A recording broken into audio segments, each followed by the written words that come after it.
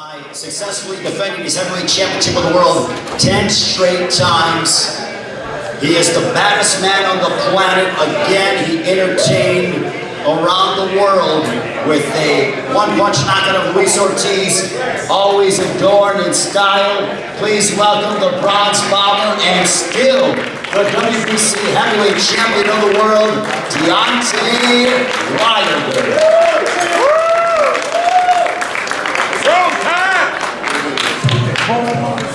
Man, what an amazing night tonight. Thank you guys for patiently waiting. I mean, what can I say? I mean, everything we've been talking about for this promotion, I mean, the fight lived up to the hype. Ortiz, you know, you got to take your hats off to him. He's definitely one of the most dangerous men in the heavyweight division. As I always say, that's why none of these other heavyweights do not want to fight him. And he proved that tonight. You know, hopefully, you know, they'll give him an opportunity now. Maybe they see a little kinks in this game and give him the opportunity and that he truly deserved. But I really had to be smart with him. We knew that coming in. We knew that in training camp. I went back and looked at videos and see what I was doing right and what I did wrong. I looked at video and I looked and saw what he did right and what he did wrong, and you know, we put a game plan together, and it was an amazing fight. I saw the opportunity, I took it, and my statement that I said these guys have to be perfect for me for 12 rounds. I had to be able to be perfect for 2 seconds. It's legit. I proved that tonight as well. What else can I say? We're still undefeated. We still have our belt. And now we move on to the next phase and chapter in my life. I'm looking to be undisputed heavyweight champion of the world. One champion, one face, one name. I'm on the pursuit of that, and I'm getting closer and closer each and every time. Hello, Deontay. Congratulations. Thank you so much. 2 questions for you. You were trailing on all 3 scorecards at the time that you scored the knockout. And I wonder, as the fight is progressing, are you thinking to yourself, you know, I'm probably losing this fight at the moment, but I have that great equalizer, I can get that with 1 shot? Or were you losing the fight and kind of upset the fact that you're losing the fight? I mean, to be honest, I never worry about if I'm losing the fight or not. You know, I'm blessed with something that these other guys is not blessed with, and that's tremendous power. And I know that when I hit guys, you know, it hurts them. So when you have power like I have, you know, you're not worried about if you're winning rounds or not. I don't want that to be in my mind whether I'm winning a round or not, you know, and because I don't want my mind to be cloudy, you know, thinking about the rounds and the rounds. You know, most of the time these guys win rounds on me anyway, you know, but I know that sooner or later, you know, it's gonna come, and when it comes, bam, baby, good night, like I always say. The other question is this: there's been some chatter in the press and while we're waiting for you guys to your team to come out here, and people on social media, etc., saying, you know, after seeing a knockout like that and all the knockouts that you had, that maybe Deontay Wilder is the greatest knockout puncher in the history of boxing. What is your thought when you hear people even broach the topic? What do you think? You know, I mean, at this point in time, you know, you got to give me my credit at this point in time. I mean, it's sad that it took me over 40 fights to get the recognition that I truly deserve. Because when people see me, they've never seen my style, and I know it took a while for them to get used to what I display, my talent that I present to boxing. But it's different than any other fighter. What I do is not textbook. You know, you can't really teach it. And I think that what makes me unique. That what differentiates me from the rest of these fighters. Like I said, you know, none of these guys not willing to fight guys 10, 20, 30, 40, 50 pounds and still knock guys out like that. And at this point in time, I think I earned my due respect and my credit, you know, to say that I am the hardest hitting puncher in boxing history, period. And I earned that. And over and over again, continuously, consistently, I do what I do time and time again, give people great fights and great knockouts, and try to fight the best. And still, when I fight the best, do it. This always remind me back with Emmanuel Stewart, once said that, he told me personally that, he said, you're fighting low opposition right now, but even when you move up into the, so-called top, what people say the top, you're still gonna knock them out. He told me that personally, and I'm fulfilling that, what he told me. So, may he rest in peace. Deontay over here. The person who actually was crediting your power was Tyson Fury's trainer, Ben Davison, but he also said that he saw a couple of holes in your game that they plan on exposing in the next fight. Considering that Fury was outboxing in the first match, how do you go with a different game plan in a second fight, considering the circumstances? Well, each and every fight, every fighter, every time a person fight, they, that's the saying. We see different holes, we see different things. You're not going to be perfect in a fight. No one is. So, I hope he took notes and carried it back, to this camp, because I'm going to knock Fury out like I did the first time.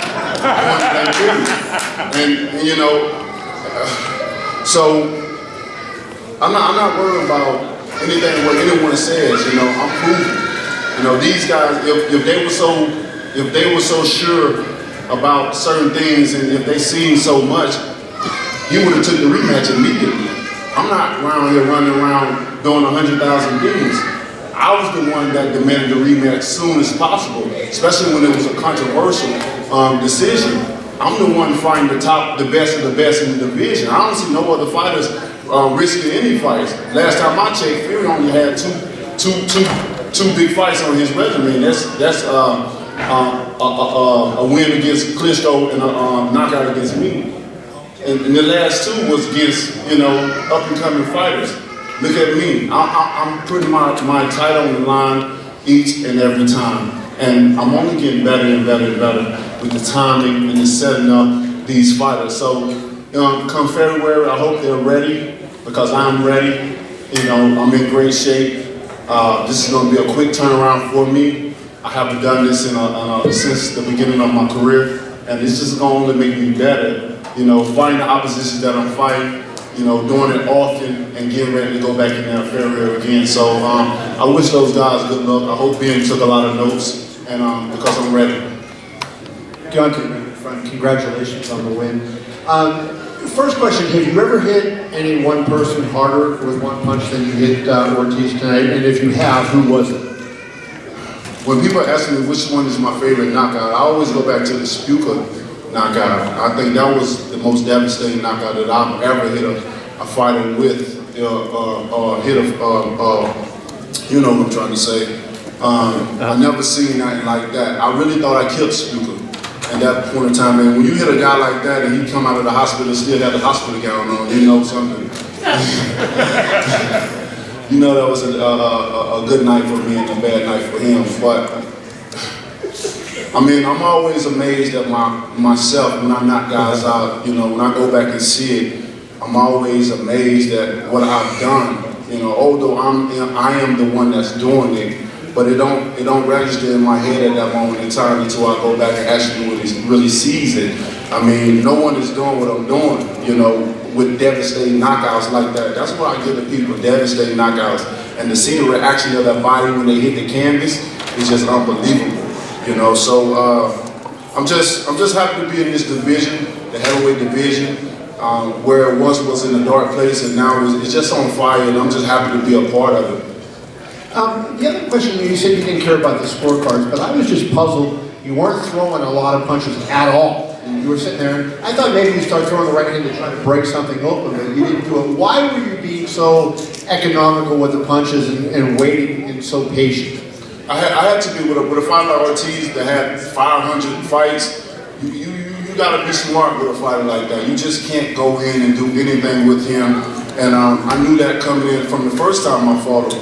I knew that coming in, I knew that I couldn't rush it. I wanted to wait. I wanted to wear him down a little bit. I wanted to measure him. I wanted to go different angles at him. I wanted to see how he react when I do this, how he react when I do that, And And most of all, I just wanted to have fun in there. And I think I accomplished, you know, everything tonight. And when I actually found the shot that I was looking for, bam, baby, good night. Deontay, congratulations on the victory. You know, the last time we had a truly big heavyweight title fight in the U.S. was Lennox Lewis, Mike Tyson. Your fight with Fury the last time was big, but not quite to that level, of course. How big can this rematch be, especially after this highlight reel knockout, another one for you? I think due to the controversial decision that was, you know, that was made, and people going back and forth, I think it's going to be even bigger this time around. You know, both of us, you know, promote fights well. You know, we both can talk, and I think that's what people want to see. You know, and so I'm looking forward to it. You know, we don't. That's one of the things you just don't know until it happens. And I'm looking forward to great numbers and even bigger the second time than the first time. You've now had 2 rematches. Stavern in the first fight goes the distance, you knock out in the first round. Ortiz, you knock out a couple of rounds sooner. Is there any way Fury, in your mind, lasts the distance again? You know, I've never been good with predictions. You know, that's one thing about me. But like I said before, don't blink. You just never know what's going to happen until it happens. And that's the amazing thing about me, you know. Every fighter that fights me, they put up an amazing fight because they know what they're in for. You know, their life is really on the line, you know, and you must say it because I am the most devastating knockout artist in the heavyweight division by far. And when you fight me, you got to be careful, you know, and so I'm looking forward to it. I'm looking forward to, you know, fighting a lot of the top guys in the division. I said I only have 6 years in this sport that I want to dedicate my love, my energy, and passion to, and I mean that. So, you know, I ask everyone, give me my roses right now. You know, give me my due respect and my credit right now. You know, I am here, and I ain't going nowhere. My style is here. What I bring to boxing is here, and I ain't going nowhere. You know, people always talk about skills and skills and skills, but as I can see it, I'm still undefeated. I'm knocking out everyone in our face, and these guys that have skills, they can beat. So, I mean, something got, you know, I mean, it speaks for itself. So, at this point in time, I need my due respect, please. Deontay, congratulations. You talk about the due respect, but a lot of people don't have you ranked in the top 10 pound for pound. Is there a message that you have for those people? And do you think you belong in that pound for pound list? You know, when you're dealing with pound for pound, I really don't think it belongs in the heavyweight division. We stay at one division. You know, we can't go up and down like all these small guys. So, you know, I don't really consider us really having a pound for pound. And, you know, you always going to have people say this and say that. You're going to have people that like you, you're going to have people that don't like you. And that's just part of life in general, you know. And, you know, I never worry about the things that I can't control or what people see and what they don't see, you know. At the end of the day, you're going to pay to see me win, you're going to pay to see me lose. But at the end of the night, you're going to get a great fight. Another question for you is, at the Tyson Fury fight, you said the mistake that you made was celebrating too early when you had dropped it. When you knocked down Ortiz, you kind of celebrated again. Was there any concern that he might get up after you dropped it? With the Tyson Fury thing, my only mistake that I made in that fight was not being patient. You know, I felt at that moment in time I had the world in my hands. There was light shine on the heavyweight division, and we brought a lot of people out. So I wanted to do something that I know that I always do, and that's knock him out in a devastating fashion. And I also learned, you know, early in my career that when I rush it, it never comes like I want to. And I rushed it. I kept rushing it and kept rushing it and kept rushing it. And it wasn't coming when I wanted to until the last ending. You know, so that was the only mistake that I made in that fight. And what was the? Did you think that Ortiz had any chance of getting up with you? The way that he fell, you know, and the way that he fell and the way his body language was looking, you know, it was one side of me that was like, man, he can't get up. And then, you know, I looked back again to make sure that he wasn't getting up. And I think the referee did a great job of stopping that fight. If we would have had him in the Fury fight, we wouldn't be talking about the Fury right now. Deontay, right here. Congratulations on the big win and big knockout. My question for you is, as you kind of touched on, a lot of people talk about these fighters with these different set of skill sets that they have. Tonight you displayed your patience. You kind of just touched on that moment, and that was impressive. Can you elaborate on that patience you showed tonight? And is that something you had to develop, or you kind of been working on that over time? I mean, as a true champion right now, I'm still learning. You know, I started boxing late, so you know I'm still learning, and I love to learn. I love to continue to learn, because if I wasn't still learning, then this would be boring to me already. You know, the knockouts that I have, this is like, it's boring now. You know, so I love to continue to learn, and with Ortiz again, I had to be smart. It was. I had to be smart, period. You know what I mean? Like I said, he's the most dangerous heavyweight in the division now. That's why you only see me giving him the opportunity. All these other guys, oh, he's old, but he proved that age ain't nothing but a number at the end of the night. You know what I mean? And so a lot of these guys, they worrying about losing their O's or records and different things like that. You know, and you know, I just don't worry. I like to put myself in fights that's meaningful to me. You know, I'm looking for legacy. You know, when I end my career, and when people think about boxing, the first name I want people to come to mind is Deontay Wilder. He did it better than anyone has ever done it. Even when I come in with my uniforms, no one's doing it. You know, like I'm doing it, and you know, it ain't to boast or brag. It's just when I look at the landscape of things, and when I see what people want and stuff, that's what I want to give. I want to give people what they want to see. That's dramatic, knockout, and nice fashion, and that's what I bring all the time. I'm a true champion. Who inspires your outfits? Myself, you know, and I got a great team as well. I got a great team that makes things for me, and we collaborate. Most of the time they have things planned already in their head, and we're working on the next outfit right now. Deontay, on your last fight with Ortiz, you were buzzed in the 7th round, and then you knocked him out in the 10th round. This time, in the 7th round, you knocked him out. What were you thinking before that knockout, and what did you see?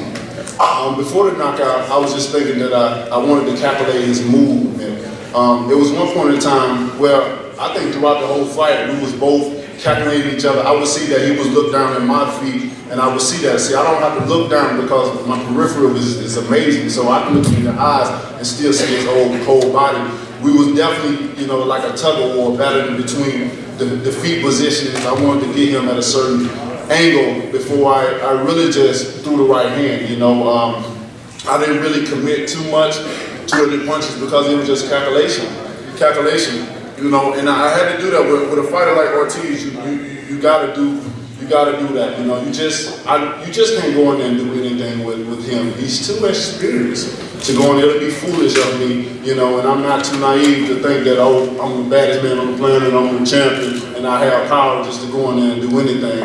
That's not me, you know. I give him all the respect. I respect him right now, and I respect him forever, you know, for the fighter that he is. He's a tremendous fighter, he has a tremendous skill, you know. I wish I had some of those skills, so if he retires, I hope that just come and wash out on me while I'm still here. But it was an amazing fight at the end of the night, and you can't ask more from two fighters in the ring. All right, Chad, right over here.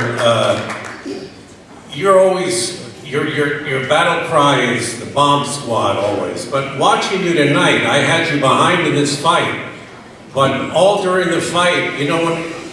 You resembled more of a sniper to me tonight than anything else, because you had that red laser and it was on his head, following him for 6 rounds, and I knew eventually you were going to get him in the scope and pull the trigger. I mean, so I don't look at you. I look at you as more of a sniper than the leader of the bomb squad, at least in this fight.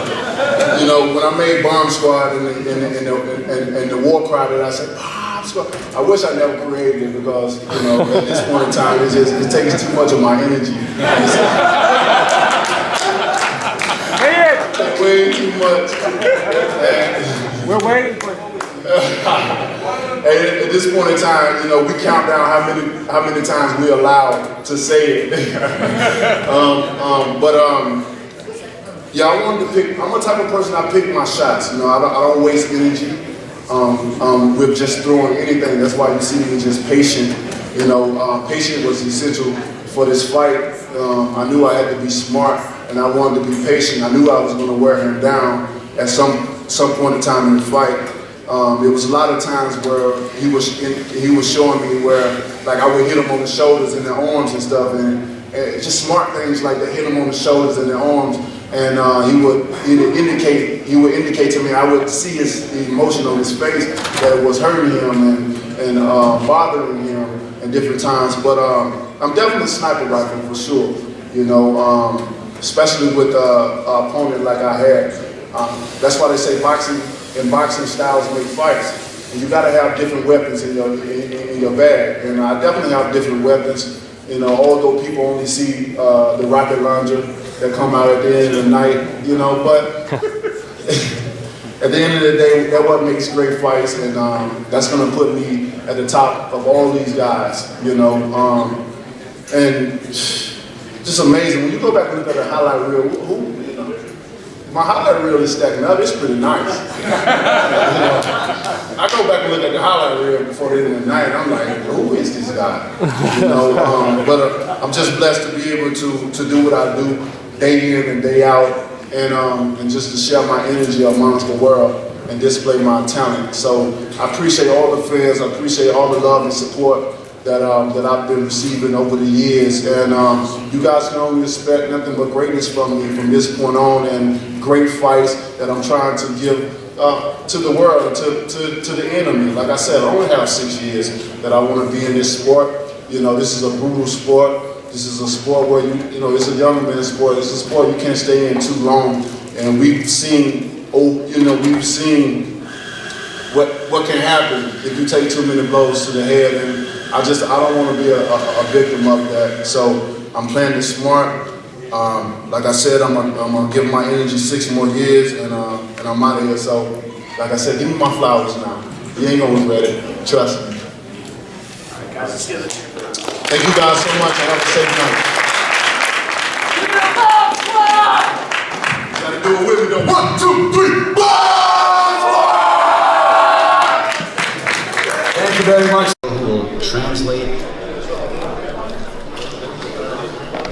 And also for those media members who are just looking, Ortiz was ahead on the scorecards through the first 6 rounds, 59-55 on 2 scorecards, 58-56 on the other.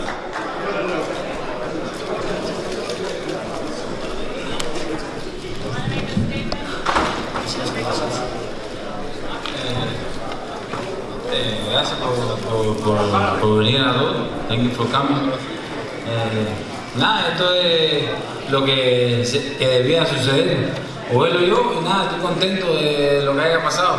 Esto es boxeo así. Thank you for coming. It's exactly what he said would happen, him or me, and he prefers that it was this way and not some other type of stoppage, where he obviously just couldn't continue and the referee stopped it. This particular stoppage, it was better for him. He feels good. He gave it his all, and I thought he was doing very well.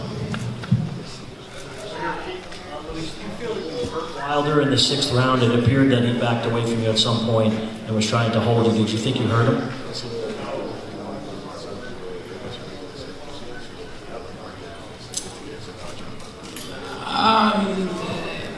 Era el plan que teníamos de trabajar y trabajar y trabajar. Ese era el plan que teníamos.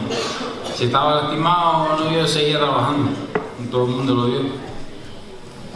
The game plan was to obviously back him up, get behind some combinations, and try and set him up for the shot, and not just try and hit the home run. Wasn't sure if he was or he wasn't. He wasn't really paying attention to that. He was just continuing to try and work and do what we worked on, trying to get the job done. Luis right in front.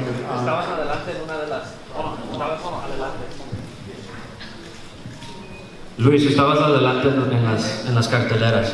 en las tarjetas. ¿Sí sentías así? ¿Sentías que estabas dominando la pelea? Sí, yo me sentía concentrado y haciendo mi trabajo. Estaba haciendo todo el plan que Germán me estaba diciendo que era que había que hacer. The question was that he was ahead on the scorecards if he thought that he was, effectively doing the job, and he answered that yes, it was the game plan of how to attack Wilder. He was following the instructions that I was giving him in the corner, which was to stay close and stay behind the jab and at the angles. And it's just like Wilder says, 1 second is all he needs. Luis, right in front here. I'm wondering if you were surprised by the way Wilder fought you, not throwing a lot of punches, seemed like he held the right hand back a lot of the night. And secondarily, if you can answer, how do you think Tyson Fury would do against him in a rematch now that they've been in together?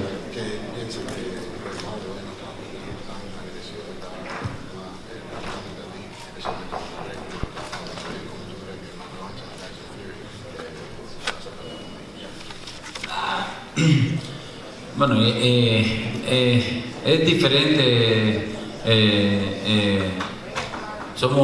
Fury y Ortiz son dos boxeadores diferentes. Pero yo pienso que Wilder no le va a tener ningún respeto a Fury y le va a ganar bien. Him and Fury are two complete different fighters, and he doesn't believe that Wilder will probably respect Fury in a rematch and might, have the same outcome by, knockout victory. Luis, straight in front of you right here. Rick Muhammad, Bravo Sports Media champ. How did you feel the momentum and the tempo and the pace that you set versus the first fight? Did you still feel stronger? You could have went this whole distance, and do you think you would eventually caught Deontay and might have got the stoppage?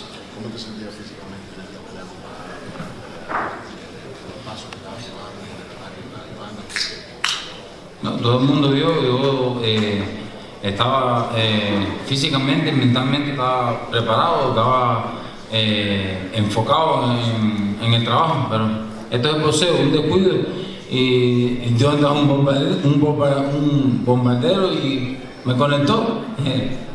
Everyone was watching the fight, obviously. He doesn't have to say, if he was or wasn't. Que el árbitro podía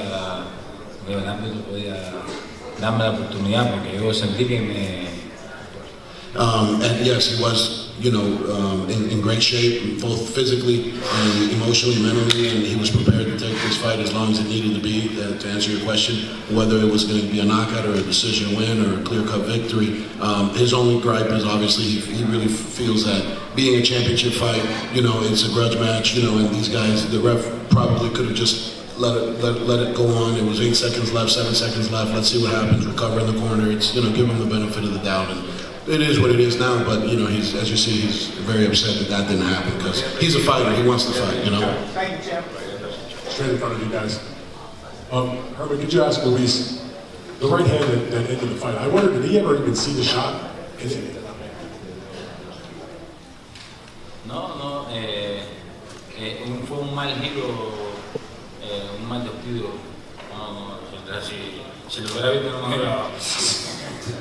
He says no, that he was slipping, the wrong way, kind of just like a check, and was looking to see if he can come back with something. The right hand snuck right in. He says if he would have seen it, he'd still be fighting. And my follow-up question for you guys is, if Luis could just, I know it was a disappointment, obviously, losing for the second time in a world title fight against Deontay, but if Luis could just sum up his disappointment about, because he was winning, it seemed so easily up to that point, and to just have it just disappear in just a split second.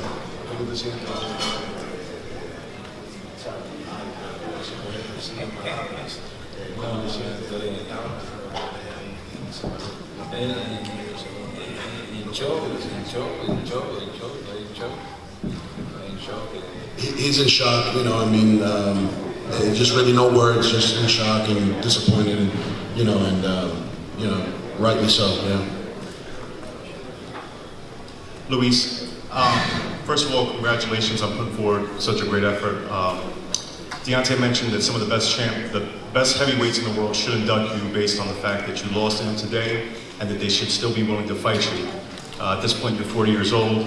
If they're unwilling to fight you, where do you go from here? Do you look to continue to fight or possibly retire? Deontay dice que no importa que no pelea, permite que los mejores héroes del mundo pelean, pero si no le da nada, ¿qué es lo que piensas hacer en tu carrera? ¿Retando? ¿Sigue peleando? ¿Qué estás pensando en el tiro? Retirarse, ¿no? Todavía me la voy a quitar como unos cuantos heavyweights que hay por ahí. He says retirement's not in his plans. He's going to take out his frustrations on a few other heavyweights that are going to pop up. So you're going to see just exactly how he feels in the next few years.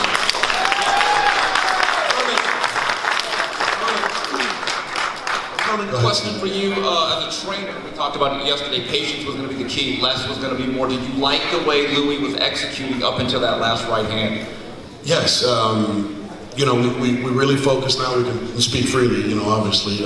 We really focused on, you know, closing the gap and staying at a mid to short range and just getting past the jab and really pivoting out on the angle. And we knew that Wilder and his team, great team, were going to try and close the door from Lewis's, you know, pivoting foot. So we started going the other way and then come back to that side. And it was working very well. It kept him a little off guard. And obviously the jab is paramount with any southpaw. You know, if they don't jab, it's because they don't want to win. It's that simple. The southpaw should always be jabbing. And it worked very well. I was very happy in between rounds with him, just calming him down. I was very excited to get, you know, the show on the road, as they say. And you know, it's just unfortunate. It's just one little pivot on the ropes, and that's, you know, the space you can't give him because you can't go nowhere. You're just on the rope. So, you know, overall, I'm very proud of what we've done, what we accomplished. It was a hard 12 weeks. You know, it's not easy, you know, regardless if you're 20 or if you're 30, if you're 40, 12 weeks in a camp is definitely, you know, a sacrifice, and it's very difficult. So, you know, I got nothing but the utmost respect for him. And they asked me this question yesterday, what I thought, and I just thought, you know, as a human being, it's bar none what I'm most proud of. It's just who he is as a man, as a father, as a human being, and that's, to me, bigger than just, you know, the athlete. And I choose who I train because of some of those things. It's not so much because of what they can do in the ring. There's a lot of people that are just not worth it, and this is a man that's worth going to bat 150 times for. Thank you.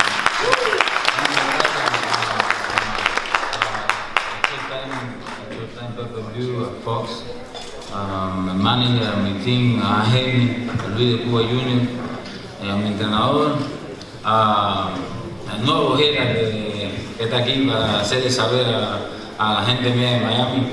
Y nada, que el Quimbón, el heavyweight que crea que yo estoy viejo, que brinque las puertas.